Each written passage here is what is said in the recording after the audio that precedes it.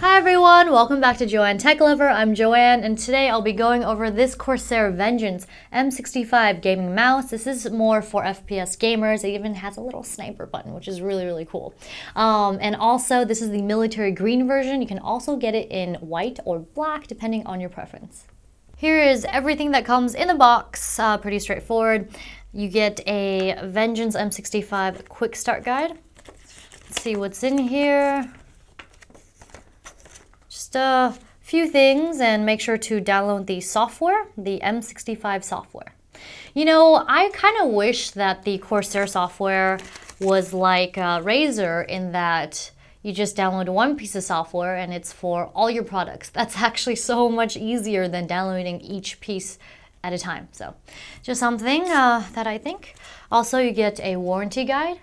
You know, these little triangles make me crave those. If you guys know those Thai, crunchy triangles. Yes, they're very delicious. And now for a closer look at the mouse. But first, the cable. So you get some braided cable, and I like that they've included this Velcro tie for you. It's just much better to organize. And you also get a USB connector, and I believe this is USB 2. Now onto the actual mouse. First up, I want to go over the design. So, as you can see, this is the military green version. It's very camo. And you get this soft touch finish along the top. This doesn't really have LEDs except for this area here, which is the DPI indicator and the on-the-fly DPI. And on the sides, you get more of this rough material. And this is to help with grip, which is kind of nice because I do like to eat a lot. And I eat oily foods like chips, and I noticed while using this yesterday, like, oh my gosh, is it gonna get stains on here? And no, which was surprising. And here is your sniper button. So I believe the DPI is around 400 that they set for you, but I believe you can customize it, or you can set this button to anything you want. I use it for save outside of it because it's just when my hand rests on this button, I just want to press it. It's like, don't press the big red button, don't press it, and then you're like, no, but I have to. But you do get 8 buttons on this mouse. So you get 1, 2, 3. These are usually forward, backward as default, but these are the 2 buttons, only 2 that I would really set macros to or set special keybinds to, because those are the only 2 that I can access as quickly anyway. And then you get your 3, 4 buttons here, and the left and right clicks are rated for 20 million clicks, which is awesome because it's quality. And you also get a high mass scroll wheel. It is solid metal. Now that's sick. And it's a rubberized coating. I mean, just like outside layer. And what I like about that is just thicker scroll wheels are just more comfortable to scroll through. And I usually just scroll around the end of it. Alrighty, now below that you get your DPI indicator, like I mentioned earlier, and your DPI up, DPI down. So you get 3 levels, but I do believe each level is customizable. However, 2400 DPI, I usually like to stick around that area. It's very comfortable for me. Alrighty, so that would be your 8 adjustable buttons. Now, let's flip it around. Oh, we are greeted with the sad robot again. But he's so cute. Okay, so you get 3 weights. Now, I tried using the mouse with the weights, and it seemed a bit heavy, something around like my G600 or something. But because you get 5 gliding feet, it was actually quite smooth across my hard mouse mat. So I would recommend using this particular mouse with a hard mouse mat because it does have a laser sensor and it tracks better on a hard surface versus a soft surface. And I'll show you, I'll give you some evidence later. Alrighty, and so in the center here, you get this 8200 DPI laser sensor. And I'm gonna go ahead and help you remove these weights. You will need a blink in here, and you're just going to twist.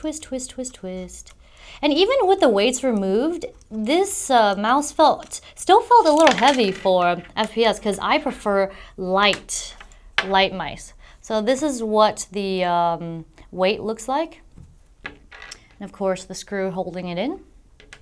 And I'm not going to take off all of them, but I did want to talk about this aluminum unibody design. This is the reason why it's both quality and a bit heavier than I personally would like. Some people might think this weight is just fine, it's very light for them, but not me. Oh, I just realized something. This robot looks like it's crying.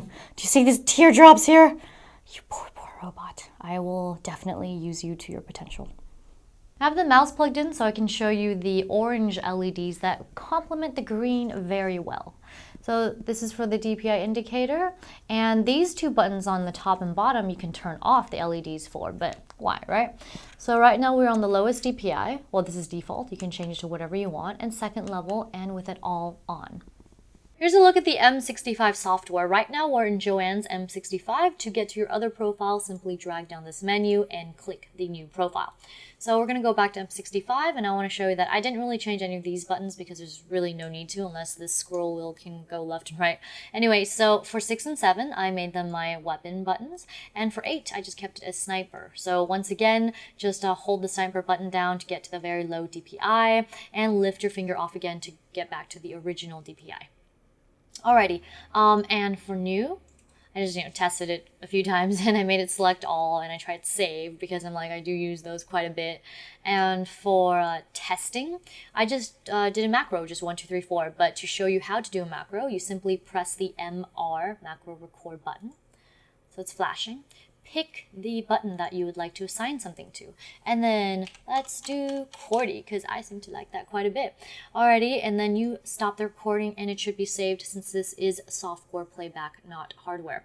So we're going to go ahead and bring in this notepad. And then we're going to press the sniper button, and there it is.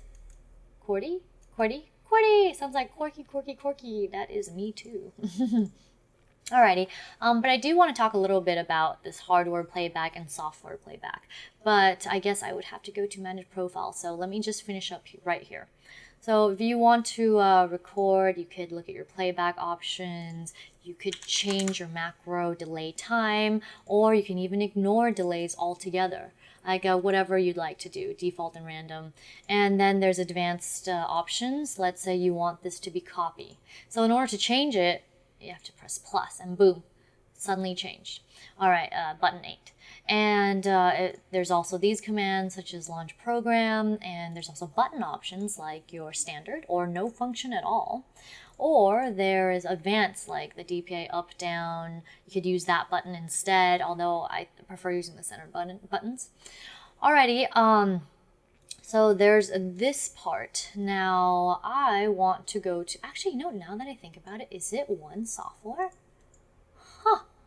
Okay, I guess I was wrong. I guess maybe it is this one software for the other keyboards and mice. Okay, I retract that statement. I'm gonna go ahead and go back to the M65. Okay, so let's go to manage profiles. And here, this is where you can create a profile, delete one, import, export, or save to your M65. But generally this save to M65 is more for hardware playback. And hardware playback, it's better for game compatibility. However, it can only store that one profile on your mouse. But when you use software playback, you can create, I believe, 50 profiles or the like, and then you could assign an application, like either to a game or maybe Excel or maybe Adobe, whatever it is. And when that application is running, your software will detect it, and then you will be pushed into that profile that is for that application, which is pretty cool. It's very useful, but I guess if you're using this specifically for gaming, hardware playback might be better. And every time you change a function on the mouse, be sure to save to the M65. Okay, now on this page, I do want to talk about a little bit about import and export. So you can go ahead and import a profile. You can even import, I believe, like a friend's profile or something like that. So he's like, oh, by the way, this is the best setup, so import it. Or you can export your own profile, and it's like backing up those profiles in case like maybe this crashes, you lose everything, what have you. And notification, this is interesting. So for notification, when this is enabled, the Vengeance gaming software will be minimized to the system tray area, like right here. So you can like access it at any point. Now, if you disable it and you close out on this software, it will close it out completely, and I guess you'll just have to like reopen it again. Alrighty, and on-screen display, this is really cool, by the way. I wish I had told you guys about this in the other software, but you click it, and I'm gonna change my DPI. Check over here in this corner, 800 DPI, and then I'm gonna go up to 2400. These are the default settings to 6000, and I'm gonna hit the sniper button. Sorry, I guess that one doesn't work unless you're actually using it. In addition to showing you the DPI, it also shows you, I believe, what profile you are on. So let me go to, there we go. See, Joanne's M45, and then we're gonna go to new and testing. Like seriously, how cool is that? So you know exactly which profile you're on, but we're gonna go to M65. So looking at this part of the software, it seems like maybe you, just like Razer, you do just need one piece of software to go ahead and assign different functions to your mice or keyboard or whatnot. However, I do remember having to download this, otherwise it didn't show up, so I'm really not sure about that. So that covers it for this section here. I don't really need it on at the moment, but let's go to Manage Performance. So this is where you can change some of the mouse settings, like your report rate, 1 milliseconds or 1000 hertz polling rate is, if I guess your PC can handle it, your CPU, then go for it, because this is the most lag-free rate that you can set this to. And I believe 8 milliseconds is like 125 hertz, I believe. Now, here's the DPI selection. So you could just click on the one you want to change, and you could slide it, or you could type the DPI that you want. So it's very versatile use. I really like it. And then here's a sniper. It's set at 200, but you could always set it at, 400, but you could set it at 200, and your mouse barely moves. Okay, but we're gonna go back to 400 setting. Now you could do independent XY DPI, I believe. It depends on your like resolution, 16:9 or so. What is it like? You might have to make one of the axes higher than the other. All right, now for angle snapping, last time I showed you guys, but I'll show you again. I'm gonna use, actually I'm gonna turn it off for the moment. Use MS Paint, and so I'm not very good at drawing a straight line. Okay, hold on, let's change the size to thinner. But, you know, this is like the, what is it, apex of my abilities, is it? Okay, so it's not very good, but we're going to start up a new sheet, and we're going to enable angle snapping. So when we do that, this is insane. Look at that. It's so straight. Now, this would be great for like crosshair movement, but when I tried it with the Spawn, it wasn't this straight. Like, I'm not that great at drawing a straight line, and this is, I was just like wigging out, like, what? Okay, so that was really cool. Yes. But we don't need this on because for like regular movement. All right, so below that you have the lift height. Now this is how high you lift your mouse, where it'll still detect the surface. So this is more like of a laser thing, I believe. So if it's high and I lift my mouse kind of high, it will detect the movement. My mouse is not on the mat right now, but it's still detecting movement. Okay, and then just keep it at middle if you want, or low, whichever you prefer. And okay, click OK. And last but not least is the surface quality test. This is really cool, and I wish all my software had this, so we're going to test it. This is to show how well it tracks on a surface. So we're going to test this M65 mouse on a wooden surface. Now this is IKEA wood, and it's showing very good to pretty good. Now we're going to track it on a Corsair hard surface mat. Just go in circles, and it's consistently in the decent rating. Now we're going to remove this. I have like multiple mats, I know, to more of a soft rubberized mat. And as you can see, the quality drops one more level. So that's why I mentioned earlier, it's better to have this laser mouse track on a hard surface. And who knew wood works so well? It's not even like really good quality wood either, but I just really wanted to show you that because that's like my favorite thing. Okay, and I believe this is it for this software review. So I really hope you enjoyed it. I was able to teach you a few things. I mean, there's always something I'm trying to learn too, but that concludes it. It's time for pros and cons. So what do I like about it? Number one reason is, well, it matches me. No, but seriously, for a $60 mouse, it is a very solid construction. You get that aluminum unibody design, and that's a lot of metal for this little mouse. And also like the side grips, so it's if you sweat a lot or eat lots of greasy food, it's really great. Also soft touch finish, and I do like that you get LED indicators for the DPI shift. I know that some mice do not include that, and it's just a bit confusing, like, so what DPI am I on, unless I like swirl my mouse around. Alrighty, and do like the high mass scroll wheel, and I made the robot look surprised. Oops. Yay. And also sniper button. Very cool. And I could set it to anything I want, so it doesn't have to be sniper. Just very versatile.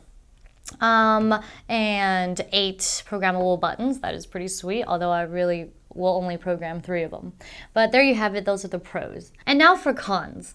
I don't really have too many cons for this mouse, to be honest, because I really like it.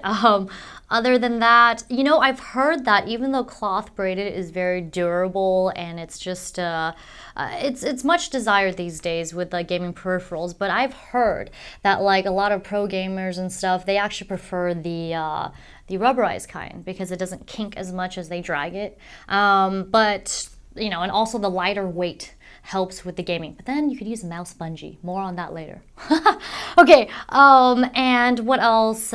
They do come in different colors. You know, I actually like my FPS mice to be lighter in weight, and even with the weights taken out of this mouse, I still found it a little heavy, but that's because, you know, I have like these itty bitty little T-Rex hands. Okay. But aside from that, I really like it a lot, and I used it for many hours, and it was just very comfortable. It glides really smoothly. So I guess that covers it. That wraps up this video on this Corsair Vengeance M65 gaming mouse for FPS gamers. Of course, you could use it for other applications, but it's designed towards FPS gamers. Oh wait, there is one thing I forgot. Another con is it's not for lefties. You know, I kind of really want to look at this rocket mouse, but that's another conversation for another time. Alright, if you like what you saw, you want to see more, be sure to hit the subscribe button, like, and comment, because I love hearing what you have to say to me. Also, be sure to follow me on social media, on Facebook fan page, which is JoanneTechLover, Joanne Food Lover for Twitter, and twitch.tv/whaletune, where I game stream with Tim weekly. So go ahead and check us out. Alright, also one more thing is please help donate so that you can help expand this channel and feed this techie. Also check out my prints that are on sale on Storenvy.com, where you can get autographed prints for 8.5 by 11. And I guess that covers it. So, mwah, see you next time.